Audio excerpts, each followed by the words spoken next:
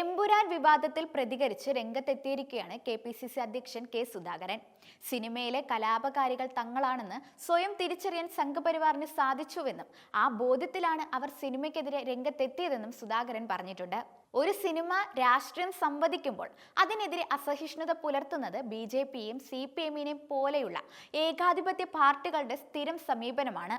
ഈ സിനിമയ്ക്കെതിരെ വർഗീയ പരാമർശങ്ങളുമായി സംഘപരിവാർ അനുകൂലികൾ പരസ്യമായി രംഗത്ത് വരുമ്പോൾ അതിനെതിരെ നടപടിയെടുക്കാനുള്ള നട്ടെല്ല് കേരളത്തിന്റെ ആഭ്യന്തരമന്ത്രി കാണിക്കണമെന്നും ഈ വർഗീയവാദികൾക്ക് പേക്കൂത്ത് കാണിക്കാൻ കഴിഞ്ഞ 9 കൊല്ലങ്ങളായി കാണുന്ന രീതിയിൽ വീണ്ടും കേരളത്തെ വിട്ടുകൊടുക്കരുതെന്ന് സംസ്ഥാന സർക്കാരിനോട് ശക്തമായി ആവശ്യപ്പെടുകയാണെന്നും സുധാകരൻ പറയുന്നു.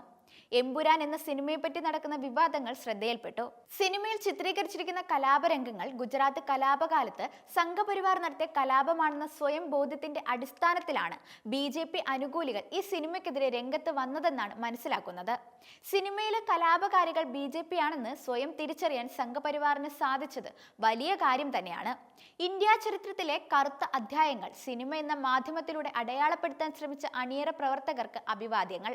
ഒരു സിനിമ രാഷ്ട്രീയം സംവദിക്കുമ്പോൾ അതിനെതിരെ അസഹിഷ്ണുത പുലർത്തുന്നത് BJPയെയും CPMനെയും പോലുള്ള ഏകാധിപത്യ പാർട്ടികളുടെ സ്ഥിരം സമീപനമാണ്. പല കാലങ്ങളിലും നമ്മൾ അതിന് സാക്ഷ്യം വഹിച്ചിട്ടുണ്ട്.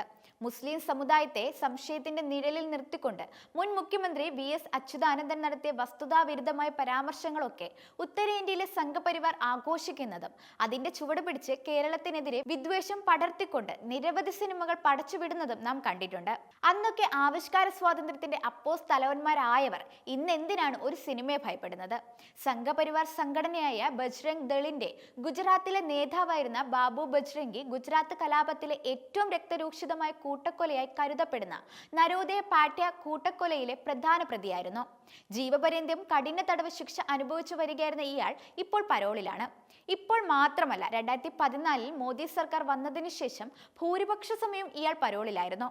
തെഹൽക്ക നടത്തിയ ഒരു സ്റ്റിംഗ് ഓപ്പറേഷനിൽ കൂട്ടക്കൊലയിലെ തന്റെ പങ്കിനെക്കുറിച്ചും തന്നെ സഹായിക്കാൻ വേണ്ടി നരേന്ദ്രമോദി 3 തവണ ജഡ്ജിമാരെ മാറ്റി തന്നു എന്നും ഒളിക്യാമറയിൽ ബാബു ബജ്രംഗി തന്നെ വളരെ കൃത്യമായി പറയുന്നുണ്ട്. താഴെ നൽകിയിരിക്കുന്ന ചിത്രത്തിൽ നിന്ന് നരേന്ദ്രമോദി, അമിത് ഷാ, ബാബുഭായ് പട്ടേൽ എന്ന ബാബു ബജ്രംഗി എന്നിവരുടെ അടുപ്പം നമുക്ക് മനസ്സിലാക്കാൻ സാധിക്കും. ഇത്തരം വർഗീയവാദികൾക്ക് അഴിഞ്ഞാടാനുള്ള മണ്ണല്ല കേരളം. ഈ സിനിമകൾക്കെതിരെ വർഗീയ പരാമർശങ്ങളുമായി സംഘപരിവാർ അനുകൂലികൾ പരസ്യമായി രംഗത്ത് വരുമ്പോൾ അതിനെതിരെ നടപടിയെടുക്കാനുള്ള നട്ടെല്ല് കേരളത്തിന്റെ ആഭ്യന്തരമന്ത്രി കാണിക്കണം. ഈ വർഗീയവാദികൾക്ക് പേക്കൂത്ത് കാണിക്കാൻ കഴിഞ്ഞ 9 കൊല്ലങ്ങളായി കാണുന്ന രീതിയിൽ വീണ്ടും കേരളത്തെ വിട്ടുകൊടുക്കരുതെന്ന് സംസ്ഥാന സർക്കാരിനോട് ശക്തമായി ആവശ്യപ്പെടുന്നു. ഇന്ത്യയിലെ മുഴുവൻ ഹിന്ദു സമൂഹത്തിനും അപമാനമായി ഗുജറാത്ത് കലാപകാലത്ത് ഹിന്ദു നാമധാരികളായ തീവ്രവാദികൾ നടത്തിയ കൊടും ക്രൂരതകൾ സിനിമയിലൂടെ ജനങ്ങൾക്ക് അനുഭവവേദ്യമാക്കിയ എമ്പുരാന്റെ സൃഷ്ടികർത്താക്കൾക്ക് KPCCയുടെ ഐക്യദാർഢ്യം പ്രഖ്യാപിക്കുന്നുമെന്നാണ് അദ്ദേഹം പറഞ്ഞത്.